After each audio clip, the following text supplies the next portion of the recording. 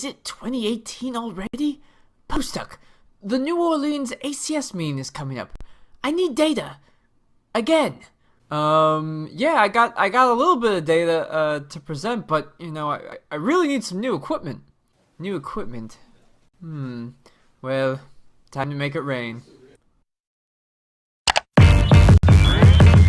Damn.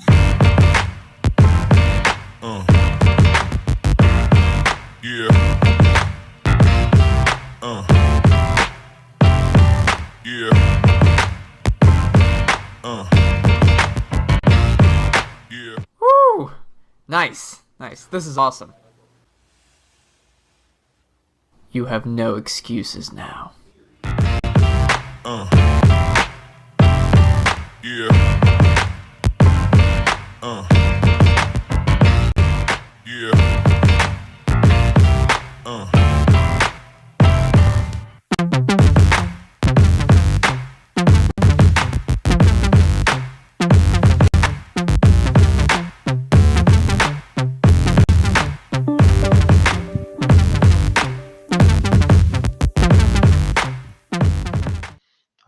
All right. Welcome, everybody. Hello, and welcome to another episode of Ask Us Anything About Electrochemistry. I am your host today. I'm Dr. Neil Spinner. I'm an electrochemist with Pine Research in the USA. My co-host Alex is not with me again today. Hopefully he'll be back next week and we'll have our normal tandem for these live streams. So if you've never joined us for these live streams before, I'll give you a bit of information before we get going. And as I explain the procedure a little bit, if you have questions, please feel free to type them into the chat at any time, and I'll get to them as soon as I can in the order that they have been asked. So as the title suggests, this is a forum for you to ask anything that you want about electrochemistry. It's a very complicated topic, as we are pretty well aware. I am a PhD electrochemist, and as are many of my colleagues, and so we started this forum as a way to try to help answer questions that people have, graduate students or postdocs or other researchers of doing electrochemistry, different electrochemistry research, because we do webinars, we do email and telephone calls in all kinds of different ways, but there's often really long form or complicated questions that people need answered, things that might require visuals like using software or drawing some curves or equations or things of that nature.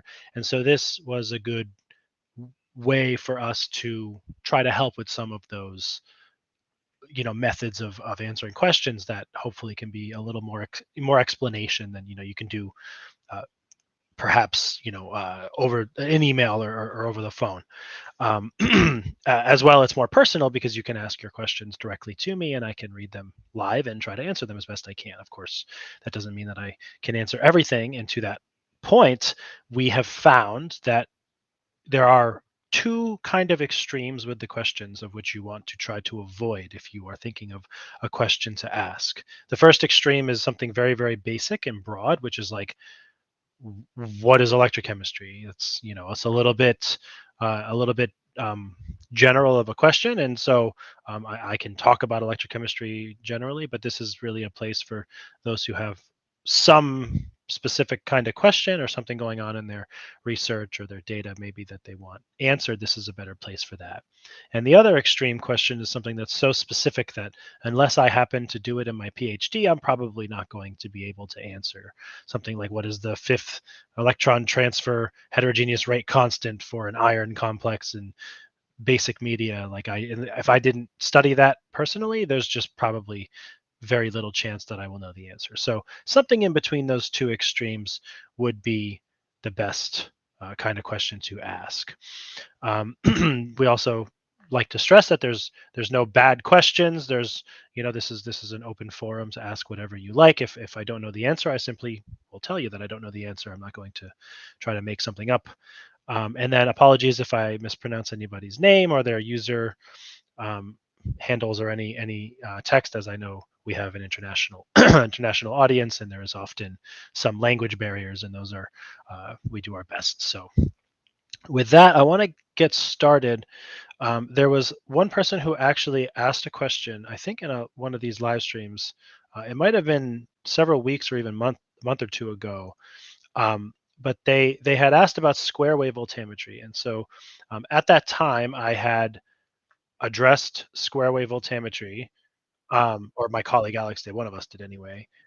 Maybe comparing it to cyclic voltammetry, and it was something where they wanted to see what it looked like live and just doing a waveform. So as was the case then, unfortunately, we kind of I don't want to say forgot, but it fell to the back burner, and then we never really quite answered it. So I wanted to take the time right at the top here to show a live experiment. I have a potentiostat running next to me, and so I can show just a little bit of square wave voltammetry waveform being run live on a real chemical system. So let me do that for you now. And as I'm doing this, please type your questions in the chat if you have any, and as I said, I'll get to them after I've done this square wave experiment. Well, first, let me talk about the waveform a little bit. As since I said this is something that someone asked about some weeks ago, and it could be helpful to sort of reiterate what it is. So voltammetry, right, is typically starting with the potential somewhere, sweeping it up, sweeping it back, and doing that over and over again. With square wave voltammetry, you're doing a waveform that, well, looks like a square, but you go up by some increment, and then you go back down, okay? I'm not sure if, there it is, there's my mouse. So let me try to show you if I can. So the forward pulse and reverse pulse are usually of same time. So you see this green arrow here at the top. This is the overall time of the period for one set of square waves, okay? And we go up by some increment and then down by the same increment, roughly. And the baseline moves up by a small amount each time. So the first thing to just mention about this is that we have basically like an effective scan rate, right? So however long or however much we move the baseline up each time, the bottom of this square, divided by the total time it takes for the up and the down pulse is an effective scan rate, okay? So in this way, you can do a square wave experiment that has a similar pattern to a cyclic voltammogram or a linear sweep voltammogram, and then effectively the same sweep rate, but of course the pattern is different. And the main thing that you're sometimes trying to do with square wave, although it is tricky, and I'll kind of do it with you now just to troubleshoot it kind of with you and do a little bit of this experiment, is that with square wave voltammetry, you are subtracting a current. So the current you get is actually the top one minus the bottom one. It's kind of like subtracting a background current.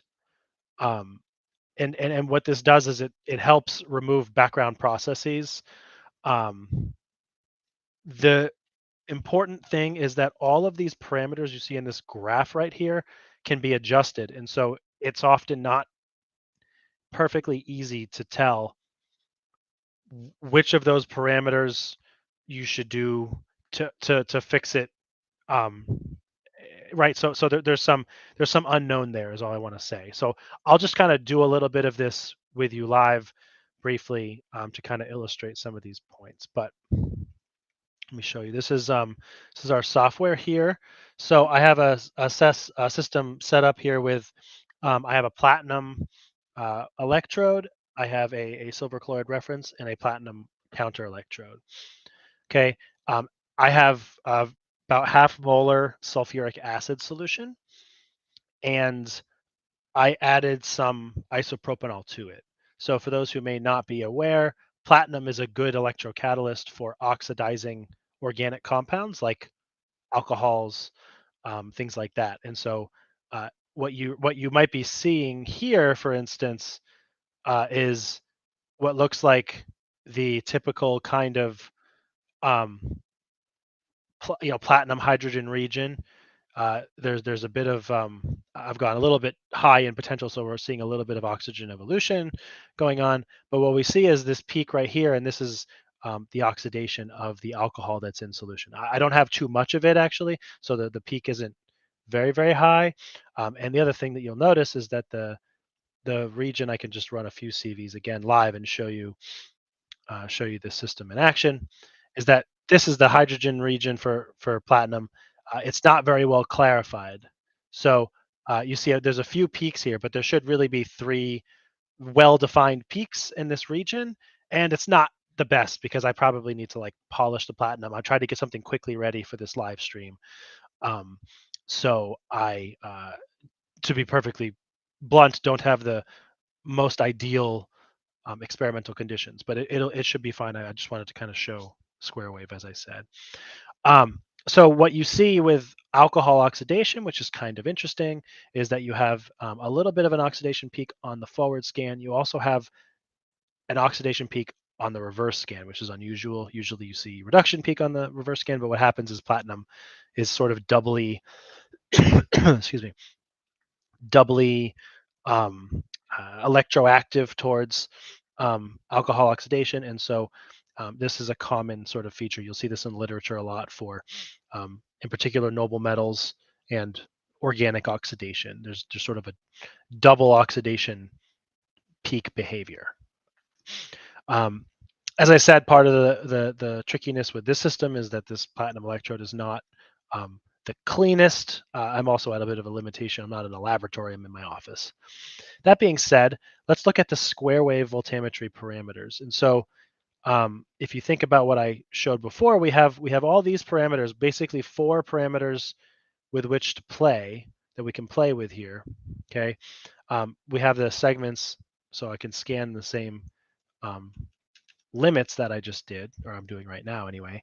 And you can see that my amplitude, I can make 20 millivolts, and then the period is 20 milliseconds. So typically the period is quite short, and I'm going to increment 2 millivolts at a time. So the effective scan rate is the increment divided by the period. So in this case, I have 2 millivolts divided by 0.02 seconds, right? And that's 100 millivolts per second.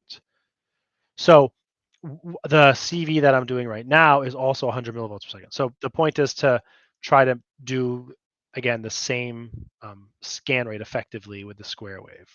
So let's see. So we see a lot of kind of features in this one. I'm going to end this and we'll run the square wave. And then I'll show you the waveform that happens in the software. So it looks like and acts like a CV or an LSV, but it's not going to really have all the same kinds of characteristics because it's kind of a background subtracting thing. So a lot of times when we have the current jump up on a CV, the current does not jump up on a square wave or a pulse technique because I'm going up and then I'm going back down, but I'm subtracting. I'm subtracting those currents from each other. So anyway, we just get this kind of interesting feature here. So you can see that, for example, the forward and reverse scans, we had the current going up, but because I'm subtracting the two, I actually end up with mathematically a peak getting shown and going down in the square wave down here. So it's just an interesting kind of phenomenon with square wave that we actually clarify where the peak is, subtracting background effects basically. But let's look at the waveform just so you can kind of see based on what I showed you before. Kind of zoom in a little bit here.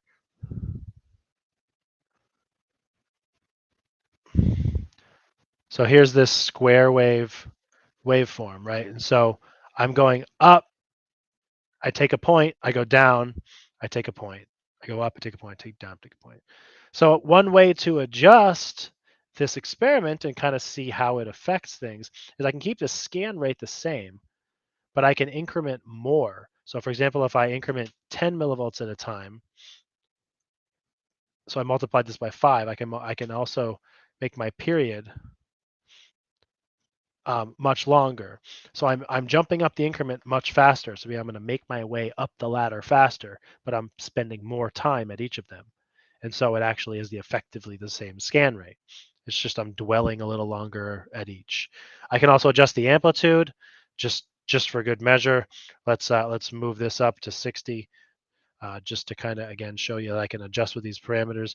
And a lot of these things, I'm going to be very non-specific, is that you can kind of play with these parameters based on your specific experiment and your system.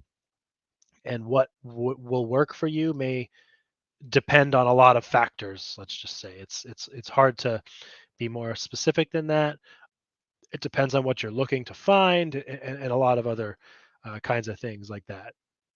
But iterating on those kinds of parameters is how you can clarify some of those things. So you can see I got a similar shape here, but it's really exaggerating the beginning and the end, which is perhaps bad. It kind of makes these features a bit crazy because of the square wave in the very beginning. But you can see I have a bigger.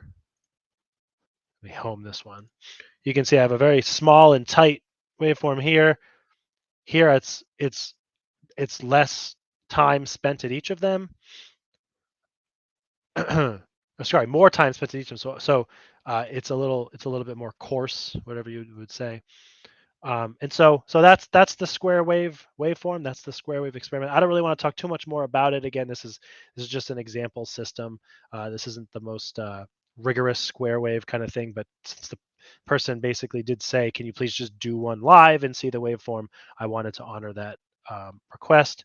And so there you go. There's some square wave voltammetry for you. Let's see here. It looks like there is a question, which actually should be good because I have this system set up. I might be able to do this. How to do IR compensation.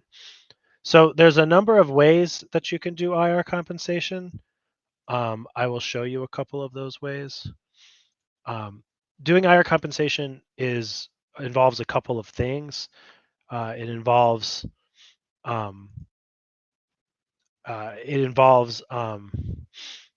getting the value and then also applying it in subsequent experiments. So to get IR compensation, the easiest way is if your potentiostat can do impedance. So we have an experiment, for instance, a lot of potentiostats might have something similar to this, where there's sort of this automatic kind of program that will get you the impedance. Okay, and so this one, for example, will do right at OCP, wait about 5 seconds, and then it will go from very high frequencies and just do a few decades and look for the impedance. The uncompensated resistance. So I'll run this experiment and we'll compare a few methods. So this one is, again, just kind of sitting at OCP for a little bit. This one is actually going to rest at OCP. I think it's going to do for 5 minutes. So I'll talk a little more about IR compensation, I guess. So IR compensation is a phenomenon that occurs between the reference and the working electrode. Okay, uncompensated resistance, that is. And because we have, if we're using a reference electrode in particular, in our experiment, which I am right now, we have a situation where the reference is in solution and there's a potential of that reference electrode.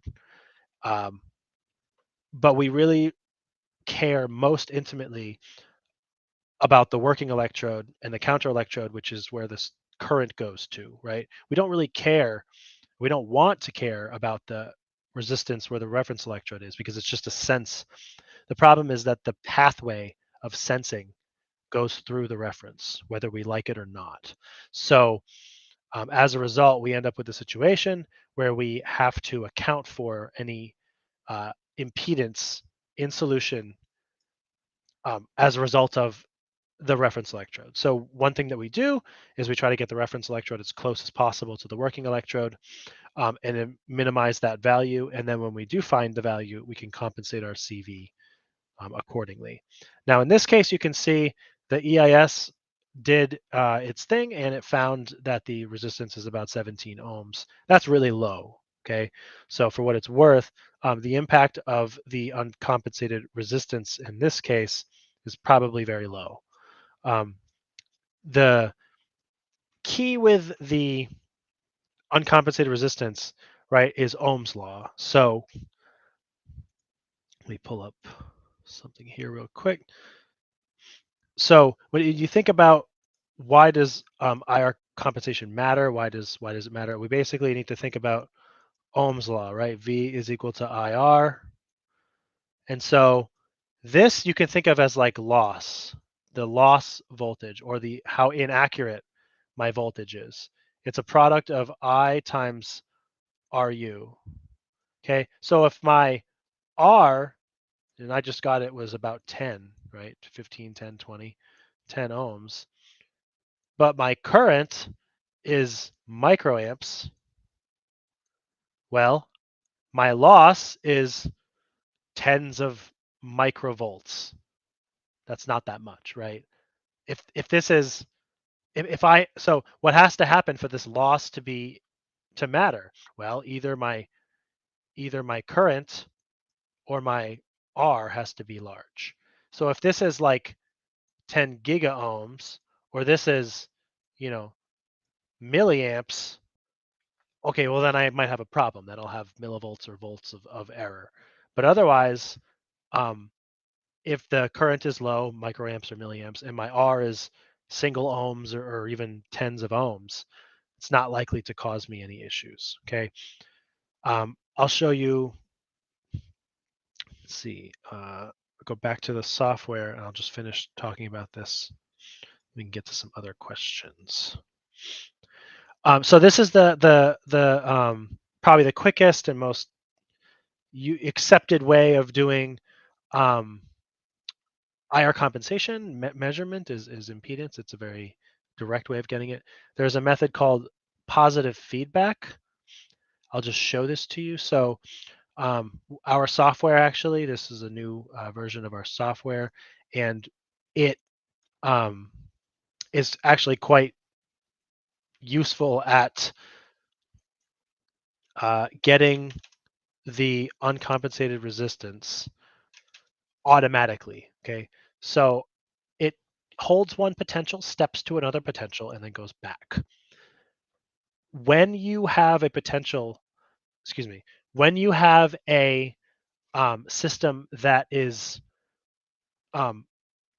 compensating at the amount that the system is for its IR compensation, the potentiostat will oscillate. Okay, this is like a fundamental thing of potentiostat circuitry, I guess. I don't want to get into too much detail about that, but basically, when this is why, if you read papers, you'll see things that say like we compensated for 90% or 85% or 95%. The reason that they don't do 100% is because the potentiostat would oscillate. So because we know that, what we're doing right now, see, is making the potentiostat oscillate. See that? That's oscillating. So it's kind of oscillating. Now it's really kind of oscillating. We're basically running this program where it intentionally makes the potentiostat oscillate to try to pinpoint where that uncompensated resistance value is. Now, in this case, you see it actually overestimated a little bit. The other one found about 17. This found 30. The difference between those two numbers seems large if you think about it's almost double or something. But the reality is that the difference between 15 and 30, especially for the amount of current we're doing, is not that great.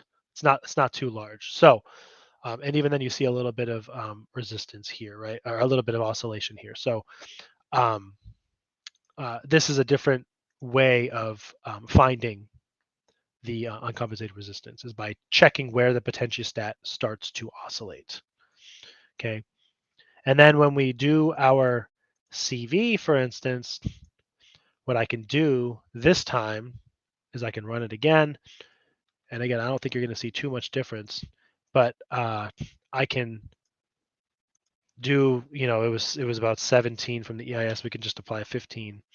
So I can apply a lot of potentiostats have this ability to do automatic IR compensation during an experiment. And so when I do my CV now, it is correcting for that 15 ohms. The potentiostat circuitry itself is correcting for that. And so there won't be too much difference in this particular case for the things that IR compensation basically does, which is to say causing resistance and impedance in your system and things like that. Excuse me. So anyway, that's an overview of IR compensation. Mohammed, if you have any other follow-up questions, please let me know. I can get to them. Let's see. Georgina has a question. What did you mean when you mentioned in your other live video that before making a Tafel plot, the current data must be purely kinetic current only? So I really mean just that. It's exactly what it sounds like. I know that's sort of a cop-out answer, but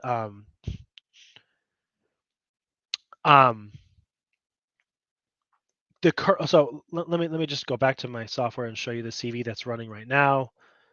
Where is it? There it is.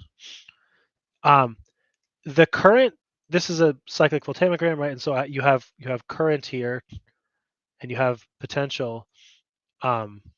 Forget about the noisiness stuff. That's again, that's my platinum electrode's not very clean. But the current that we're seeing here, so we have this peak, and then it decays down. We have a lot of these processes here. We have a gap between the positive and the negative scan. The current that's being measured is just whatever the potentiostat happens to measure, right? And there's a lot of processes that are happening on the electrode at any time. You have diffusion, you have kinetics, you have, whatever mass transport effects, you have background processes, faradaic and non-faradaic processes. The current is always, or I should say almost always, some combination of those processes. Now, in some situations, we can perhaps make the assumption that most of the current we're seeing for one reason or another is mostly a result of just kinetics, which is defined by the Butler-Volmer equation, right? And so the Butler-Volmer equation is an exponential function, okay? I'll try to pull this up, something that I can kind of use as an example. So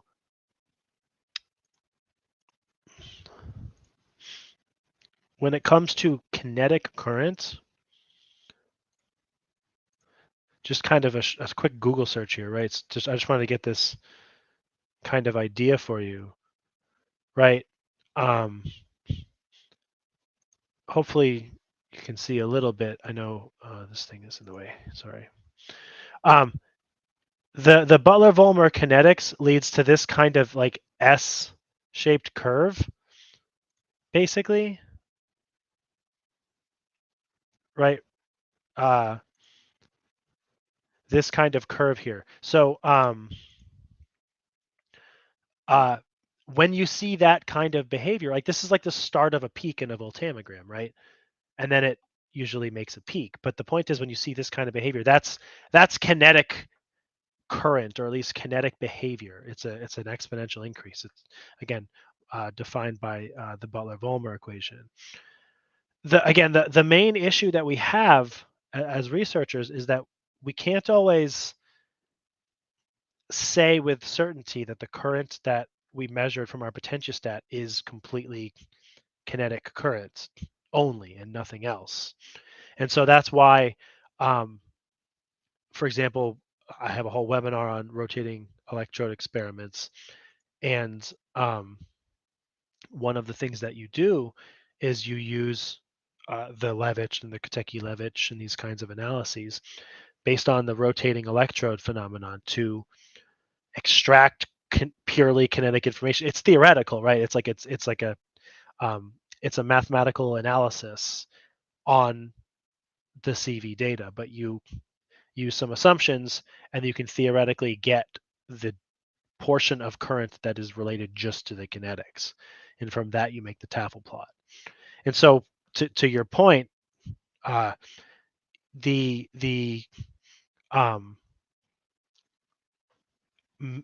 making of a Tafel plot from just like a CV or an LSV is fundamentally flawed. It might be right, but it also might not be right,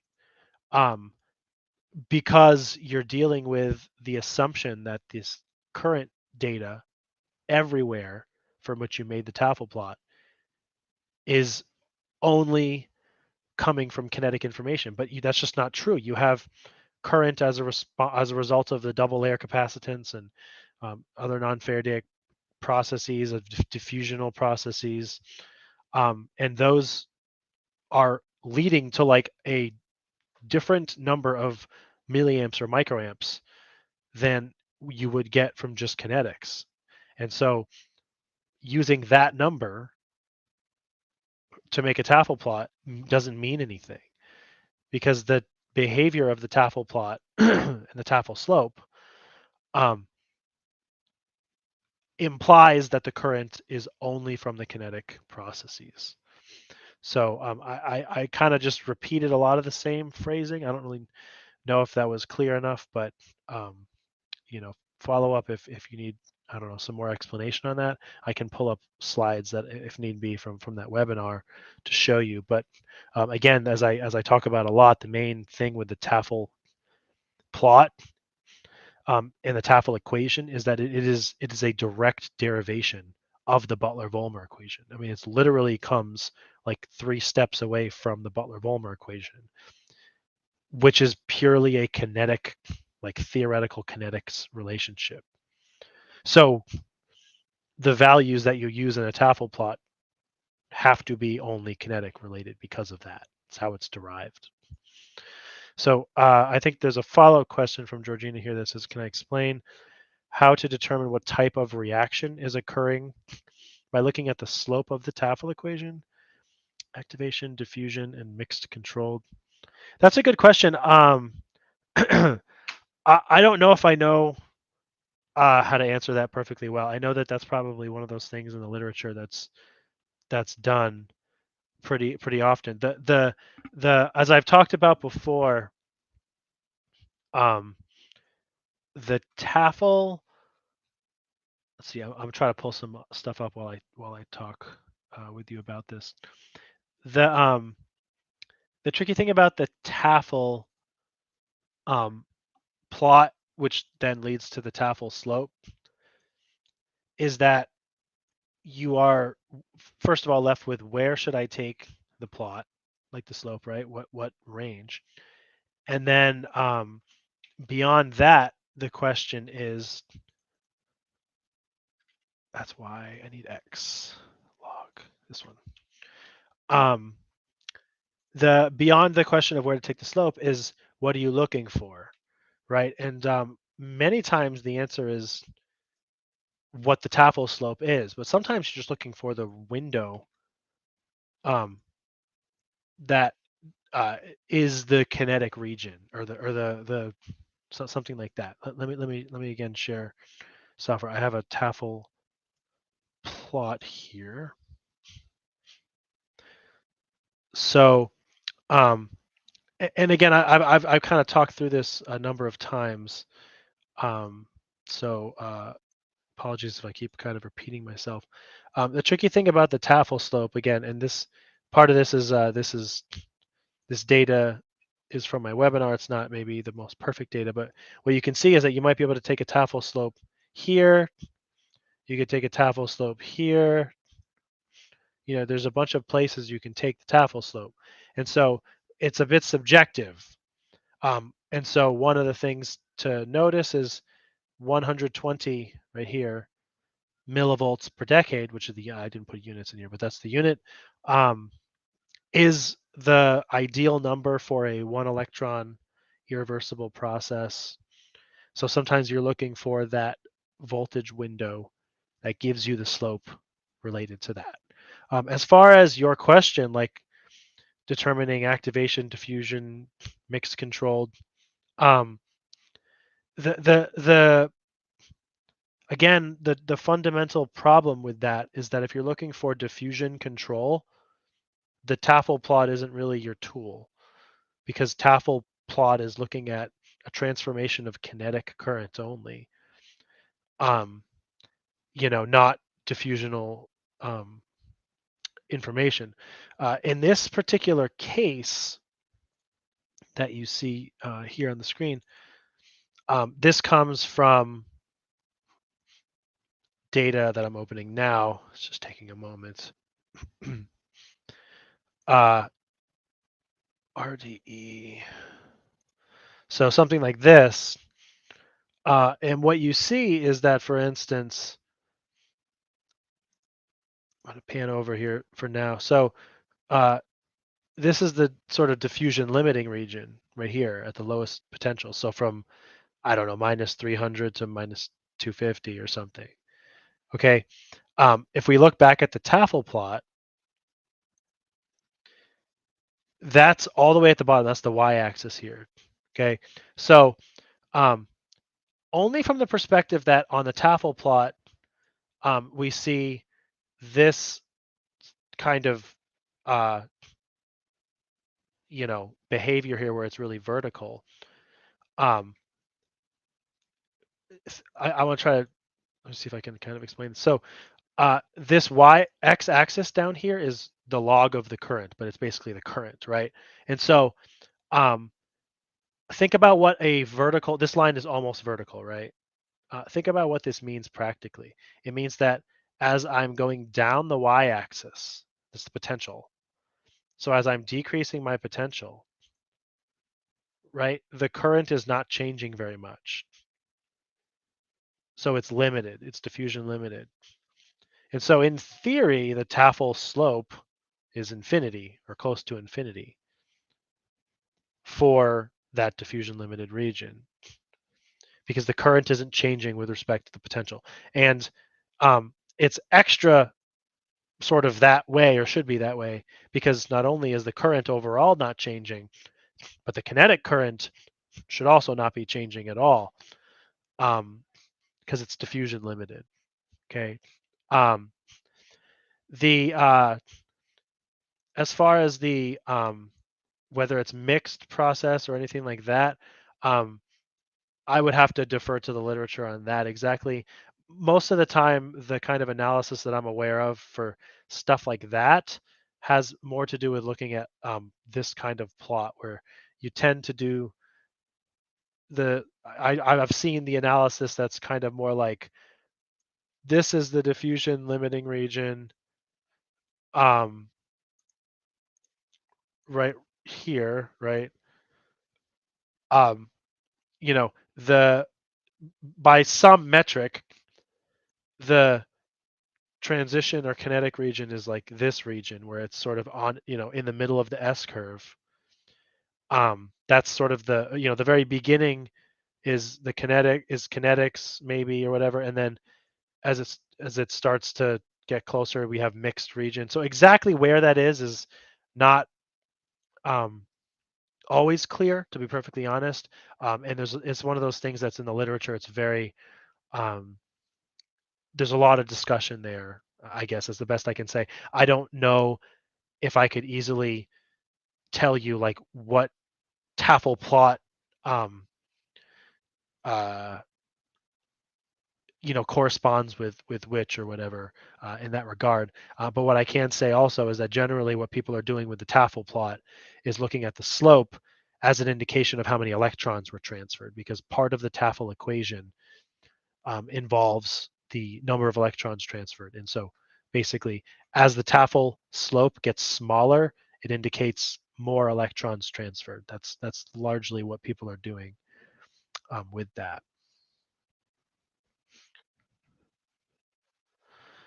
Okay, let's see. So I see a question from Surajit. Is pseudocapacitance of a supercapacitor diffusion-controlled process? That's a good question. I don't know if I know the answer to that. Pseudocapacitance of a supercapacitor, diffusion-controlled.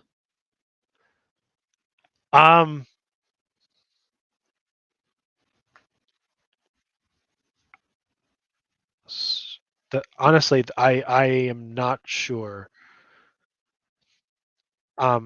Diffusion and capacitance are kind of somewhat intricately mixed with each other. You can think about, for instance, I often make this kind of comparison, or this sort of this idea, this drawing of an electrode. So if I have an electrode surface in solution, right? What is a capacitor, right? If I have a positive charge at my electrode, what does that result in?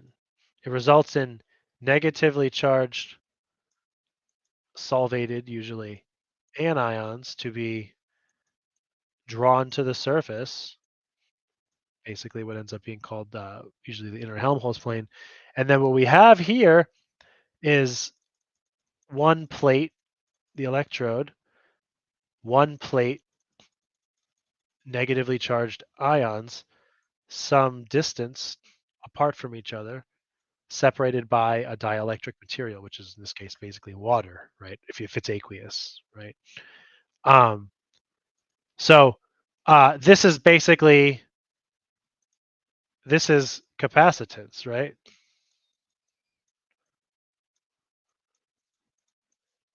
So this is, whether it's a supercapacitor or just a regular capacitor, this is capacitance. But what is diffusion? Diffusion is where these molecules are moving, basically, right? So I often think this is kind of one of the reasons for using a constant phase element and doing circuit fitting, for instance, is that it's kind of a mix between diffusion and capacitance. Because what if you have a capacitor where one of the plates is kind of moving over time? Is it diffusion? Is it capacitance? It's kind of both. So there is definitely some gray area there as far as capacitance and diffusion. When it comes to a supercapacitor and pseudocapacitance, pseudocapacitance is a bizarre phenomenon. I mean, to the best of my knowledge, it's kind of used to describe capacitive effects that don't behave ideally. A lot of times I think pseudocapacitors are, if your electrode surface is not perfectly uniform, technically it's not a capacitor because a capacitor is supposed to be a flat plate. But if the surface is rough but it's still capacitive, you get the pseudocapacitive effect. And there's always diffusion going on. Diffusion is random motion of particles. Whether it's diffusion controlled, is a bit of a tricky question. I don't know exactly how to answer that. I just think that the maybe more general answer is that diffusion and capacitance are definitely linked, or coincident. They're both happening at the same time on your system, and so there's definitely an impact from both of those things. I just don't know exactly whether to say yes, it's absolutely diffusion controlled or whatever. I think that maybe depends on the experimental conditions, and also, again, frankly, pseudocapacitance is a bit of an odd. It's a bit of an odd concept in my opinion. It kind of covers a wide breadth of capacitive behaviors that don't behave the way that they're supposed to, and so we just call it pseudocapacitance. It's kind of like an engineering concept to just grasp roughly what we think is going on, something like that, if that makes any sense. But I hope that at least covers a little bit of those phenomena for you. So Georgina has also asked, appreciate if I could explain the rotating disk voltammetry and the Tafel equation fundamentals. So I can, but I'm not going to be able to do that completely, only because I have a webinar where I did exactly that. And I don't wish to do the entirety of that webinar right now. What I can do is link you to that webinar. It is on our YouTube channel. We have a members section of our YouTube channel. So it is a paid version of our offerings, I guess. I'm going to find the video for you, and I'll link it in the chat. But I have a 2-part RRDE webinar series. Sorry, I'm finding, here it is. So let me get this video for you. So I do recommend, if you want to watch it, you can become a YouTube member for any amount of time, and you can watch the whole thing. I basically go through. There's the link for you. I go through all of these kinds of fundamentals, Levitch, Katecky Levitch, and everything. I do some data analysis in the second half, and I make a Tafel plot and Levitch analysis and Katecky Levitch for you. Right now, what I can do is just show you the derivation of the Tafel plot, if you'd like, if that helps. That's maybe the one little thing that I can do for you. Let me share that presentation. So this is kind of like a snippet of that webinar. So for the Tafel analysis, again, this is kinetic information, as I mentioned earlier. So this is from the Butler-Volmer equation directly. This is the Butler-Volmer equation you see in front of you.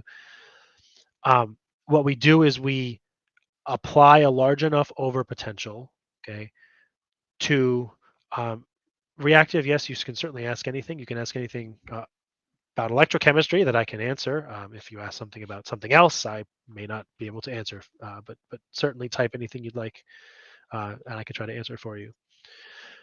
Sorry, to the Tafel analysis. So when we apply a large enough overpotential, the Butler-Volmer equation here includes impact from both sides of a theoretically reversible reaction, okay, an oxidation and a reduction. So if we apply a large enough potential in one direction, if we just have the reduction or we just have the oxidation, we can neglect the other one. And so that's what we do here. We neglect one of these terms because we say we're at such a positive potential, only oxidation's happening.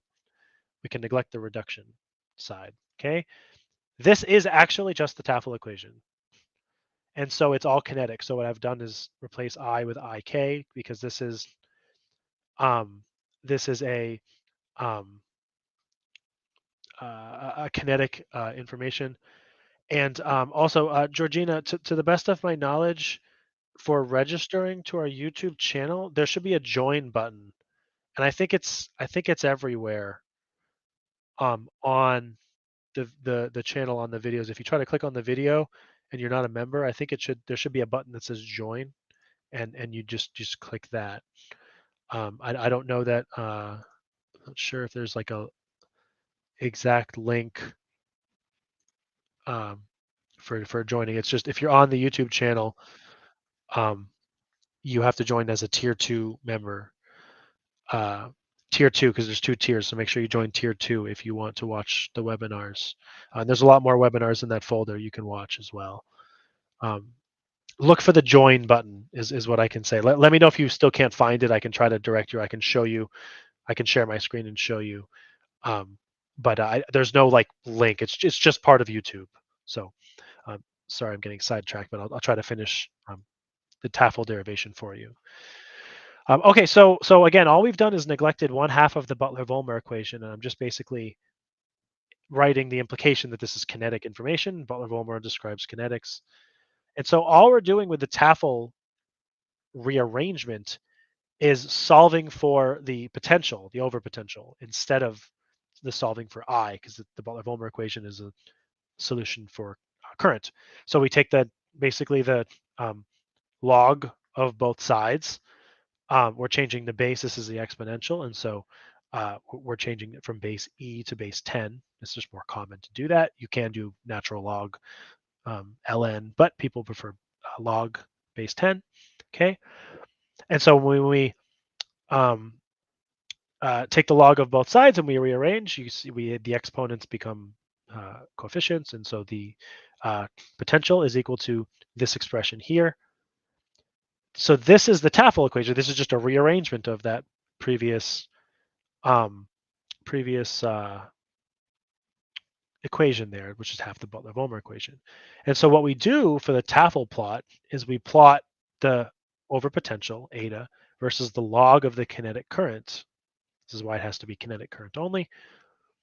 Okay, and this term right here is the slope of that plot, and that's the Tafel slope. So that's it. That's really all it is. And when we plug in values here, we have RT over alpha NF and then log of E. This is just the exponent. Log E is just 1 over log of E is like 2.3. It's just a number, right? So when we plug in these values, RT, alpha is usually 0.5. That's the symmetry barrier. It's usually between 0 and 1. It's usually 0.5 is a safe assumption. And we assume 1 electron transfer, Faraday's constant. We get 120 millivolts per decade. So this is where the Tafel slope comes from. Okay, so that's again just a small bit from the webinar that I encourage you to watch the whole thing if you want to see more of those analyses. But this is basically where the Tafel equation comes from and what the Tafel slope is. And as I said in my description earlier, is that often what people are doing is they're getting Tafel slope. The n here is in the denominator, and so what people are usually doing when they're looking at the Tafel slope is they're trying to get this n. So when you get that n, you're determining how many electrons are transferred, and when n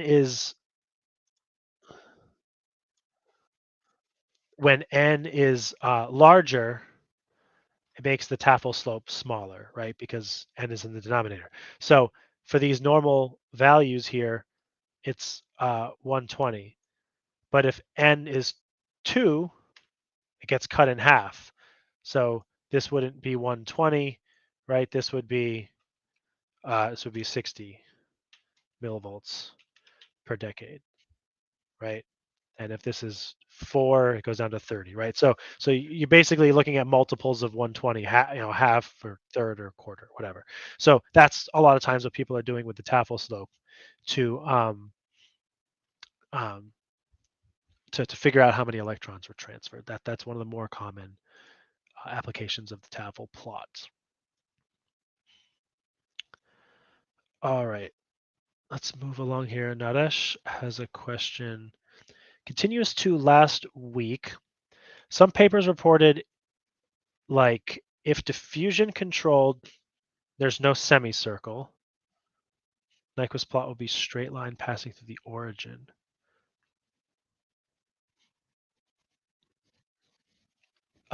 It depends what kind of diffusion. So the point that I made last week about this was that share software again. So the thing with diffusion diffusion processes that I was making was if, sorry, let me find this one here. Okay, so if we have, I'm going to get this so you can see it. All right, so when we have diffusion, we usually have a Warburg element, right? But a straight line passing through the origin. Sorry, this question's a little.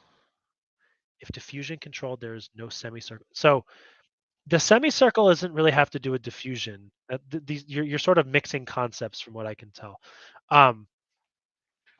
The appearance of a semicircle has to do with a charge transfer process. Whether something is diffusion controlled or not is separate from whether there's a charge transfer process, that whether there's some faradaic thing going on. If it's diffusion controlled or diffusion limited, that's sort of a separate issue. What I think you're referring to from last week was that someone asked a question about what the diffusion on a Nyquist plot, for instance, looks like whether I'm rotating a disk or not. And in that case, what I talked about was that it causes the um,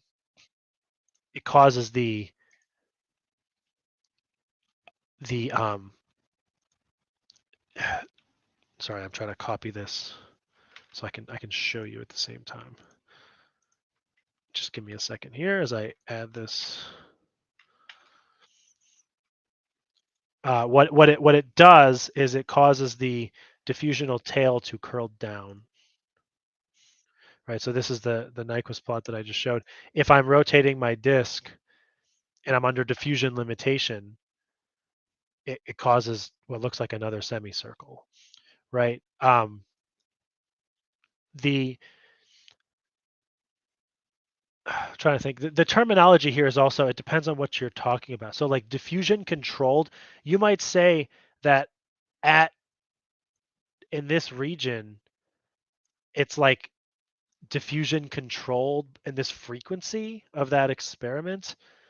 But that's just the frequency you're at. That's not necessarily everything you're doing in your regular experiment. I'm trying to organize my thoughts here because your question is kind of asking multiple things at the same time, and I'm trying to figure out how to answer it best. When you're diffusion controlled, diffusion limited, for example, this kind of semicircle here occurs because the diffusion layer is not growing anymore. When you're talking about whether there's a semicircle or not, like this kind of semicircle relates to a charge transfer process. This is not really a semicircle. It just sort of looks that way because it's actually like flat on this side. This side right here is kind of flat, right here, right? So this thing is sort of semicircular looking, but it's not really. I'm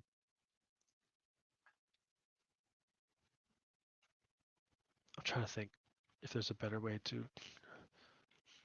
There's no semicircle. That's it.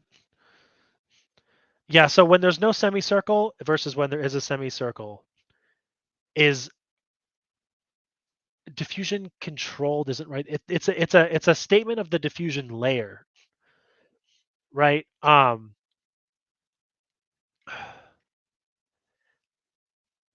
It's a situation where the thickness of the diffusion layer is either staying the same or it's growing continuously. Is the difference between whether you have the semicircle like thing or a straight line going off like this. That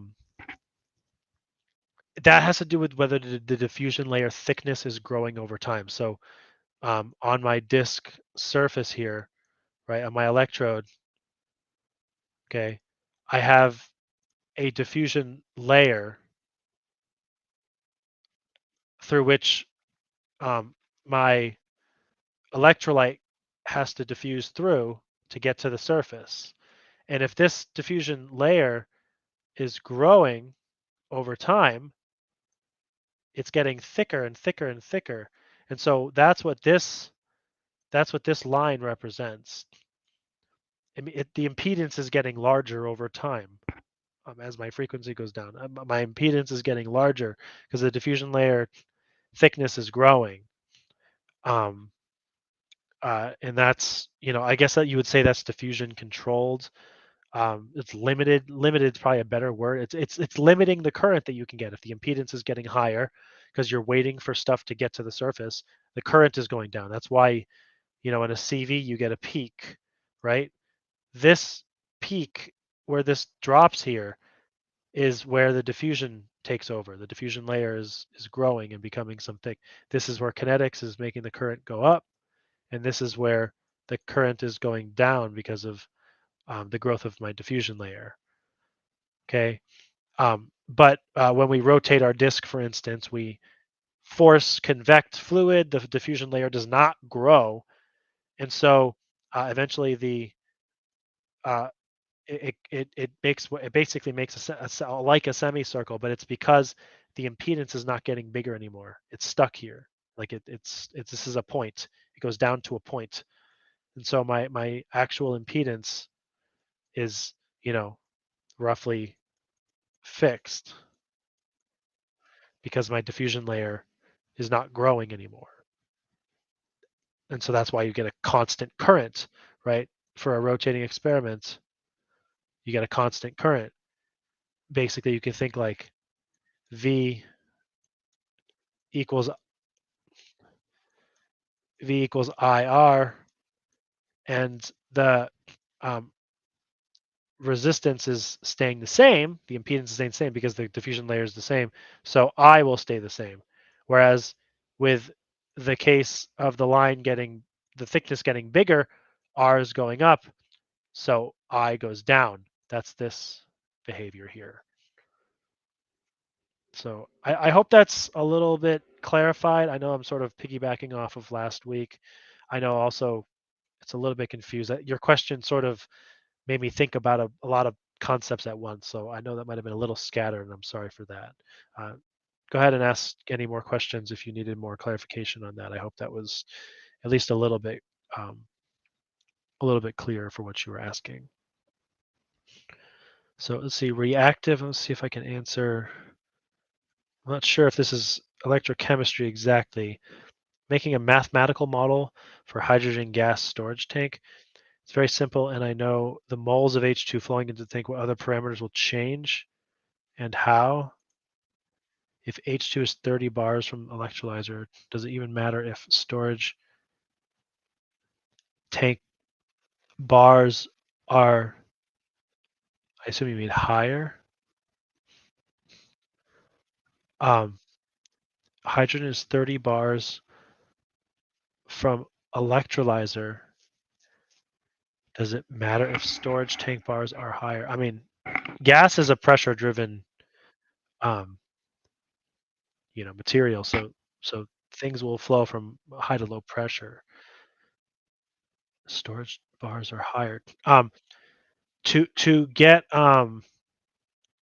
if you're trying to store at a higher pressure than something's providing, you have to have a pump or something. Like you can't just, it will, if you have an electrolyzer that's producing 30 bars of pressure of hydrogen or whatever, that's as much as you can store because it can't store higher unless you have a pump that changes the pressure. Like some device has to change the pressure.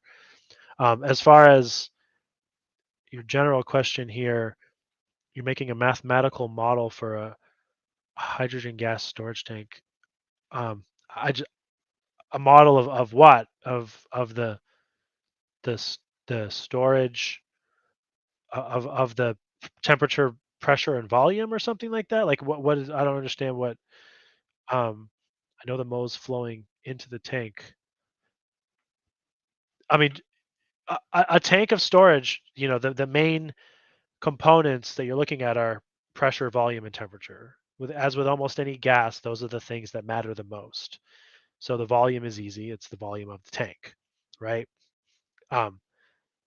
Temperature and pressure are the hardest because, the ideal gas law is PV equals nRT, but almost for sure the ideal gas law is not going to be applicable in your situation. The ideal gas law only really holds true for very low pressures and very high temperatures. So you have high pressure. So the ideal gas law falls apart at high pressure. So there's a lot of equations of state that you can use to just calculate different um, pressures and temperatures and volumes. You can assume T is constant, but it probably won't be. Remember, there are relationships between pressure and volume and temperature. So as pressure, you can think about the relationship of those things as it relates to the ideal gas law, and then when it comes to calculations, you'll want to use like something like the SRK equation of state. There's a few others that you can find these tabulated in engineering books. You can probably find them online. Um, Basically, they're all derivations of the ideal gas law, effectively, which comes from like what is it? It's like Dalton's law and De Beer's law or something. Anyway, I learned this a long time ago. PV equals nRT. So assuming temperature is constant could be dangerous because you have relationships where as pressure increases, so does temperature. Volume is going to be the same. So thankfully, volume is fixed. It's the volume of your tank, right? It's however many liters or whatever your tank holds. But as the pressure increases, the temperature will increase as well. Often what people do with equations like this is for textbooks is they assume an adiabatic, which means that the heat is zero, and there's equations related to that. What would SOC? Do you mean state of charge? So what would state of charge be for a battery? It's amp hour. What parameter would be in a gas storage tank? So it's just pressure, to the best of my knowledge. You're just sort of measuring pressure with a tank, and you can think about it as, an analogous thing to amp hours. So if the pressure you have a tank, right, filled with hydrogen gas, right? This is full of H2, and you have some valve to extract H2 out of it. Well, that's only going to happen if the pressure 1 is greater than the pressure of the atmosphere, right?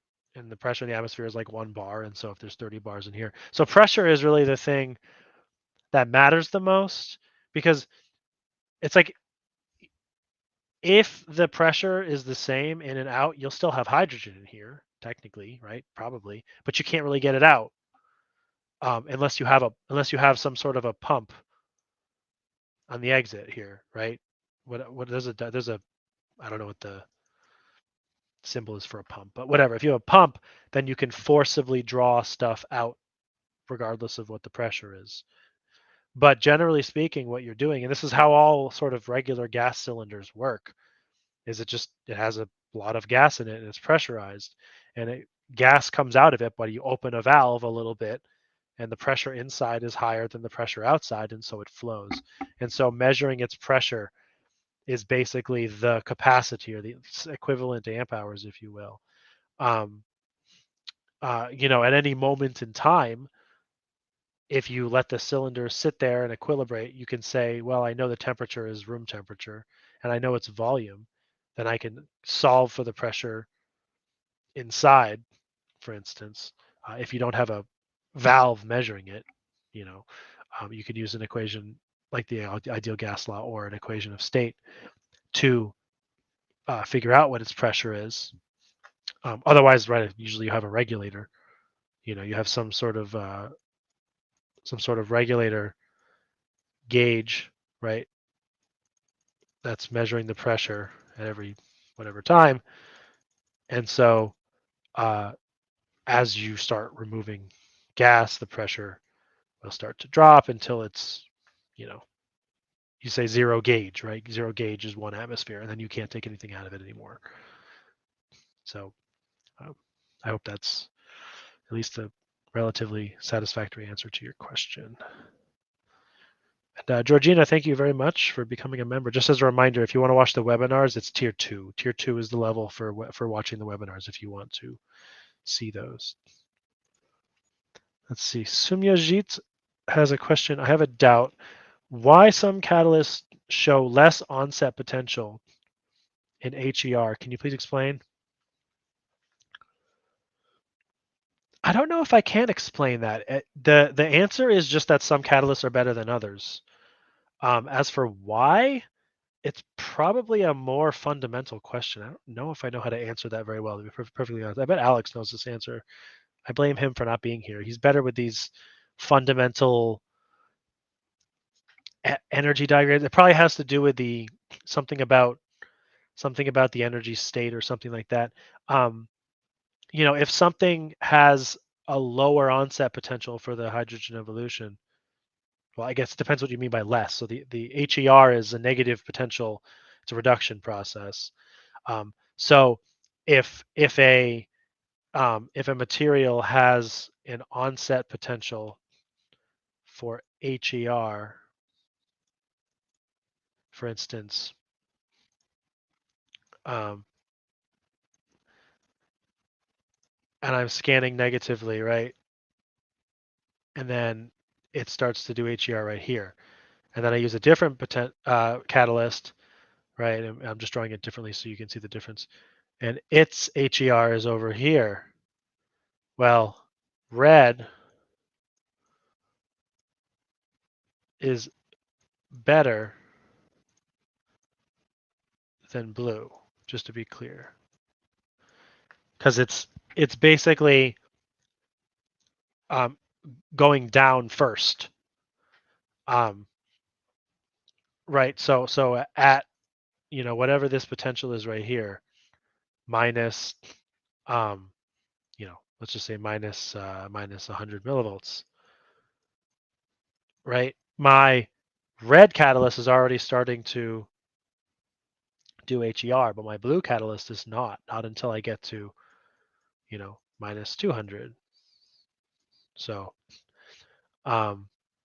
whatever that is. So this is why onset potential is something that's often studied, because you're trying to get the smallest over potential or the smallest onset potential. I just careful with the wording, right? Because small, negative, it depends if you're talking about negative or positive. Just to be clear, when you say less, I usually think less as in less positive, but that might mean less negative as well. So in any case, as I said, I guess it's just a tricky thing to explain. Why is one catalyst have a better onset potential than another? Honestly, it's like if you do this red curve might be like platinum, right? And this blue curve might be like glassy carbon. Like glassy carbon will do HER, but it's a very bad HER catalyst. Platinum will do a better job at it. You don't have to scan so far negative. I don't know that I can answer any more than that, other than describing this phenomenon like I have. It likely has a lot more to do with some more fundamentals that I'm not aware of, or I don't know that I can explain in great detail right now. I'd have to kind of like read some more fundamentals in like Barden Faulkner or something like that and kind of remind myself.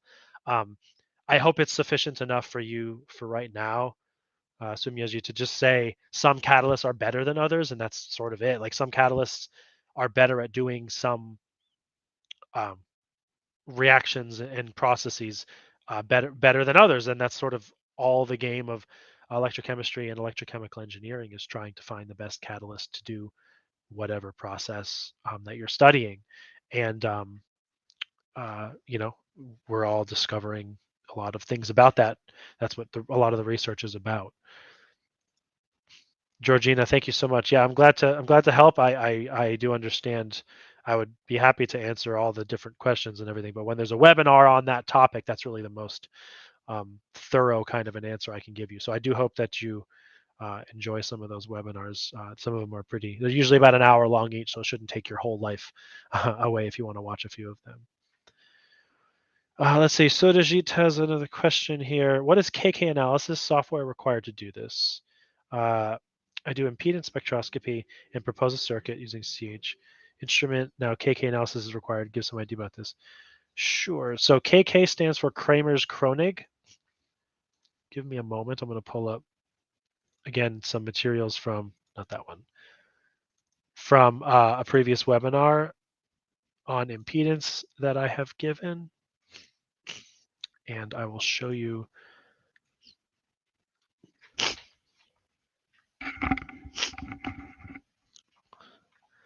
Trying to show you this. Okay.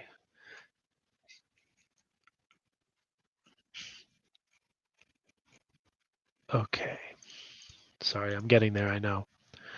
Kind of all over the place here. It's just one of me. Usually I have my colleague Alex to fill in some of the blanks when I'm working on this stuff. Okay, so Kramers-Kronig is fundamentally a kind of circuit fit that answers the question, is my EIS data valid? Okay, so that's the first thing. So mainly you're looking at validity concerns. That's what it's for. And so there are three conditions for impedance to be valid: stability, causality, and linearity. So I'm not going to get into too heavy of, this is from a webinar again. I encourage you to watch the whole webinar, the first of my 5-part EIS series, if you want to get more in depth into these slides, and I go through all of these in a little more detail. Okay, and so measuring whether your EIS data is valid in the first place involves checking that it is linear, causal, and stable. And to do that, we use these relations that are called Kramers-Kronig, or KK for short. Okay, these are actually them right here, this crazy mathematical integrals. And they're integrals in the frequency domain from 0 to infinity. They are a bit difficult to use practically. So what we do is we actually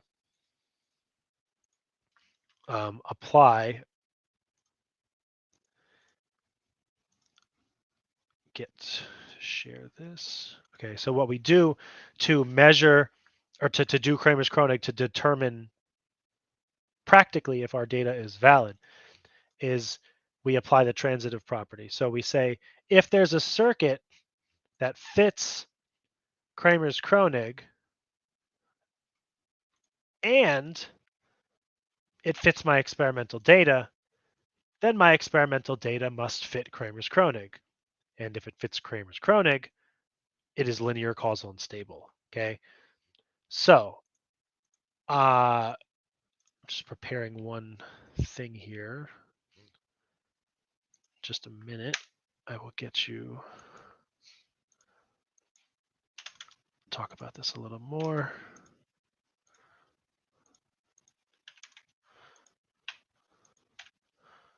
Okay.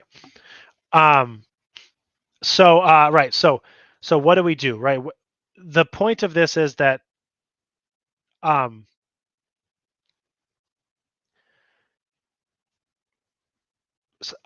skipping a lot of steps. I know I'm trying to come into this like in the middle of a webinar that you should watch the whole webinar for context. Kramers-Kronig is like a circuit fit, but it isn't really a circuit fit. When you're doing circuit fitting, you're trying to figure out what the analysis is of your data properly, basically, right? You're trying to describe the processes like faradaic charge transfer, non-faradaic double layer capacitance, resistors and capacitors and everything like that, right?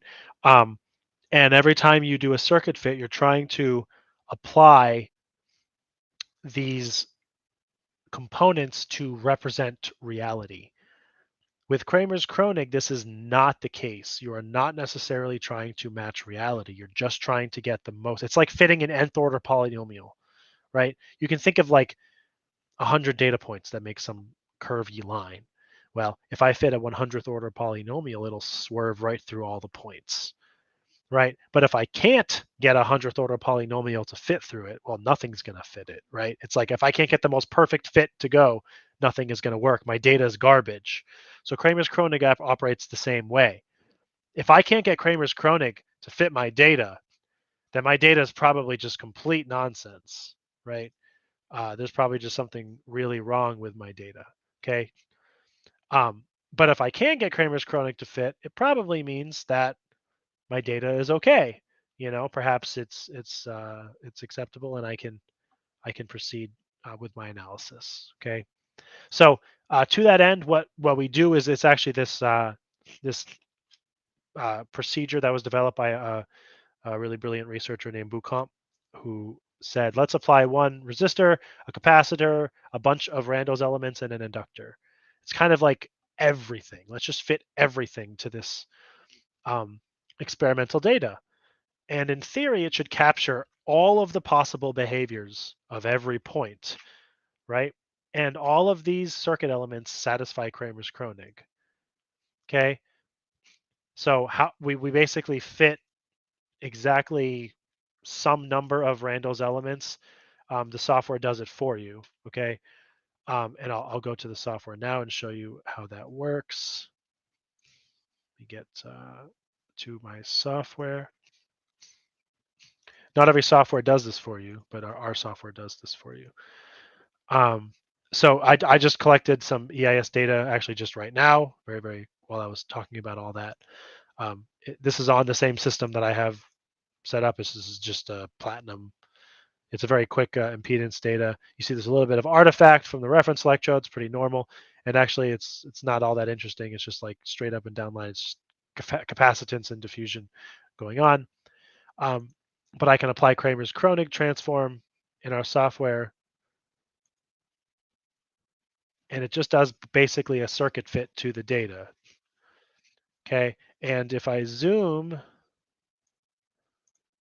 in, what you can see is that for the most part, it fits pretty good when I look out, right? It fits all the data points pretty well. But if I zoom way in, you'll start to see a couple of the points don't perfectly fit, right? So anyway, this is just to kind of show you a little bit of how this works. I can zoom way in and it doesn't fit exactly perfectly, but when I'm zoomed out enough, it goes through most of the points pretty well. Okay. So the takeaway from something like this would be, well, there's a little bit of drift here. It's not quite lining up. Okay. So it's not totally perfect. Oops. But overall, my takeaway is that it fits pretty good. This is my error statistic here. I know it's quite small on your screen. It depends on what you're watching this live stream on, but it's like 0.004. It's a very small number. So, the takeaway is, okay, well, I've got really, for the most part, pretty good fit with my data. And so what I can say is that my EIS data is valid. And so then if I'm going to continue doing analysis, if I'm going to do circuit fit, I'm going to do, other kinds of analyses on my data, I can do that. I feel confident doing more analysis and doing a circuit fit. But if I do, if I have data that is really poor and the Kramers-Kronig doesn't fit it at all, then I should probably not do any circuit fit. I should probably go back, take the data again, figure out why it's not linear or not stable. Something is drifting. Something is not good, right? The indication of not good data means you should probably stop trying to extract analysis from it. And that's what Kramers-Kronig is quite good for. And it usually is pretty quick, binary, yes, no, is my data good or bad? For the most part, that's it's a very powerful technique. I always tend to recommend to people to do a Kramers-Kronig on every EIS data set that you get, because it will help you figure out if your data is worthwhile, basically, to continue doing analysis. Okay, let's see. Sumyajit has another question. Another question is, what is the best way to calculate double layer capacitance, and why we take CV in a non-faradaic region? Okay, so the reason is because double layer capacitance is a non-faradaic process. So if you're trying to calculate the double layer capacitance, it has to be in a non-faradaic region. Okay, it's really not possible for the most part, or at least very easy to do so if you have faradaic processes in the way. So if I have a CV, right, calculating the double layer capacitance, typically if I have a process with nothing faradaic happening, you'll just have a flat line, and then when you scan backwards, it's just a flat line, right? Okay. If you have a faradaic process, you'll have a peak somewhere. So let me first do this analysis, right? And so the current, basically, you could take like the full distance, the band here between the positive and the negative scan, and the current is half of that, right? So the current is equal to the capacitance times the scan rate. Okay. So this is how you can get the capacitance quite easily. And so what you can do is you can change the scan rate. You can scan faster, and you'll get a higher current, and you can get a different number of measurements. So this is a different I right here, right? And so you basically can get a table of I versus scan rate, and you can get, therefore you can calculate the C. It's just I over the scan rate, right? And there you go. That's how you can calculate. You can also make a calibration curve and stuff like that to do so. But basically in CV, and if you had a faradaic process, right? If you had some kind of peak, a lot of times you get this impact from you get the decrease. Usually it plateaus somewhere a little higher than the baseline. You have all these confounding effects. This is what I was talking about earlier with I'm losing the words here. Kinetic current, excuse me. This is where you have a mixture of kinetic and other current, right? A peak is a faradaic process, so you have kinetic current. That's kinetic information, but you also have this non-faradaic current, which is what you're after, in particular if you're looking at capacitance. And so, how do you deconvolute that if you have this peak? It's harder to do that. So what you're looking for is a region where it's non-faradaic. It's just flat back and forth. Sometimes, like for example, with platinum, just as an example, you have something like this. This is like the typical platinum CV, something like that. And so the only region that you can get double layer capacitance is right here. It's usually a narrow region, because this is the only part where basically it's just, there's non-faradaic, there's nothing happening. Here you have the platinum hydrogen stuff. Here you have platinum oxide stuff. And so only right here is where you can get the, sometimes this is what they'll do, like double layer subtracted. So they'll subtract this band or whatever from everything. You might see this sometimes in the literature, and they'll like shade this region here. It's like, this is the platinum hydrogen adsorption desorption region. this is the this is the oxygen reduction, this is oxygen evolution, stuff like that. So you'll get kind of things like that people will do in CV for platinum, for instance, but it requires at least one portion to be non-faradaic, so you can not have competing impact of faradaic processes. Okay. Sergi, is the software free? Can I use my recorded ESD to this Kramers-Kronig in the software? So no, our software is not free. It's actually we are quite literally at this moment in time in the process of getting it made available. So what I showed you will be available, but soon. We're working on the details, basically, like getting it online. Probably it'll be you could be able to purchase online. You will be able to um, if you purchase one of our potentiostats, of course. If you don't, if you already have a potentiostat, that's a different situation. But the circuit fitting and EIS analyses in our software comes with any potentiostat. And we are in the process over the next probably week at most. We're going to be getting the logistics of that. The best I can tell you right now. So you can reach out. I'm going to put our email for you. That's our email. You can always check with me that way.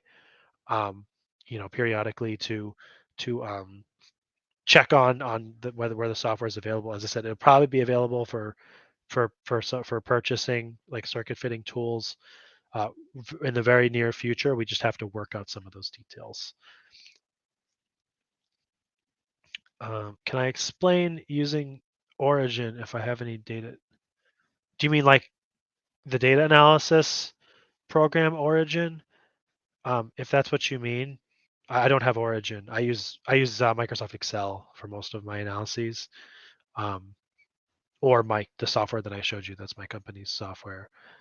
I explain using the Origin. Yeah, yeah. So I don't have Origin. Oh, you're asking about the calculating the capacitance and everything. Yeah. So I don't have Origin, unfortunately. So, but I mean, it's measurement of that kind of current is just, it's just what I drew it, basically, just finding that. That's just the Y value of your CV, right? It's if it's perfectly centered around 0, it's easy. Otherwise, you're just taking the difference between two Y values in your data. Hopefully it should be simple enough for you to do. Excuse me. But no, unfortunately, I don't have Origin. I never use Origin. I know that Origin is one of those relatively popular analysis programs and everything. I never used it when I was in graduate school or a postdoc or anything like that. I always just used plain old Excel. Not terribly exciting. And I think Excel was even designed originally to be, like a financial program. But it works really great. I've always enjoyed using Excel for making plots and doing analyses and writing macros and things like that. So I've never had any issues with that regard. In any case, it looks like I've got through the questions. I'll give it maybe another, half a minute to a minute in case there's other questions that come in. But I do hope that this has been helpful for you. I think hopefully next week we'll be back to our normal schedule. My colleague should be with me, colleague Alex, for these live streams. We've been doing these for about a year now. I think this episode is in the 50s, 51 or so. So we'll always put that on onto YouTube and just keep them going, and people keep coming and asking questions. So it's very appreciated. Sergi, Any idea about Dunn and Trasadi method to separate different capacitance from low scan? I've never heard of that method. Dunn and Trasadi. Interesting. Double layer and the total charge. I don't think I have heard of this method. So it separates the charge. So I don't know that it separates the capacitance. It separates the charge, and you'd have to relate that to capacitance, right? Charge is capacitance times voltage. So interesting. Yeah, I'd have to look into this. I'm not familiar with this method. It looks at a quick glance like it's basically just the charge is equal to the sum of those two. I'm not sure how you deconvolute them though. I suppose slow scan CV from the double layer and pseudocapacitance. Yeah, that's interesting. That method's interesting. I'm not familiar with that method, unfortunately. I could look into that in the future, but I don't have any knowledge of that method, unfortunately. Okay, well, I think I'm going to wrap it up here for today. I think I've got to everybody's questions as best as I can tell.